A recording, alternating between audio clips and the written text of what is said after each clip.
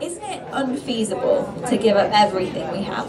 Part of loving and honouring your parents and family, as the Bible says, is surely not just to leave them. Yeah, that's a good question. And it kind of highlights some of the intriguing things that Jesus says. One of them was here, give up everything you have and follow me. And Jesus said something else intriguing in another part of his life and teaching, was that if you want to come to me and don't hate your father and mother, you can't follow me, which kind of sounds really bizarre. It's Jesus commending hatred of our parents, which is seen to be in contradiction with the commandments in the Old Testament that he's also listed about honouring your parents. How can you honour your parents and hate them? Well, part of that is a kind of Hebrew idiom of talking about choices or priorities, and that is to talk in very stark terms.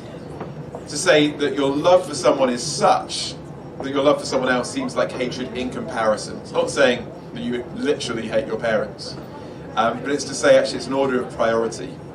And so I think what Jesus is saying is not reject and hate your parents. What he is saying is that the fundamental foundation of life is to be him and not our parents. And for some of us in the West, that's like, well, that's not a problem, because our parents are not that big for us. For some of us from other cultures, that's a much, much bigger thing, isn't it? One of the things I found helpful in this regard, though, is loving Jesus most actually, ironically, doesn't often mean loving other people less. It means loving other people better. And that is, if we place our fundamental priority on life on anything other than God, who is the fundamental centre of reality, then that thing will never ultimately be able to deliver what we look for. It's a shaky foundation, as we thought about last night.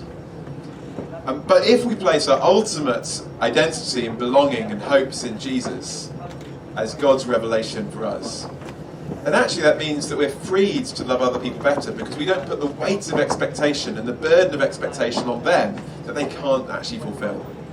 Parents, siblings, spouses, jobs, careers, they're great things. They can't carry that weight of expectation that so often we place upon them. So Jesus says actually, in a sense, by leaving those things and making him the priority, actually, ironically, we're enabled to enjoy those things more. And so, talking about wealth, as we've looked at it tonight, actually one of the ways to enjoy money is to realise that money is not the centre. To discover something far more important. It actually means we're able to enjoy the good things because they're not ultimate things. Because we found the ultimate thing in him.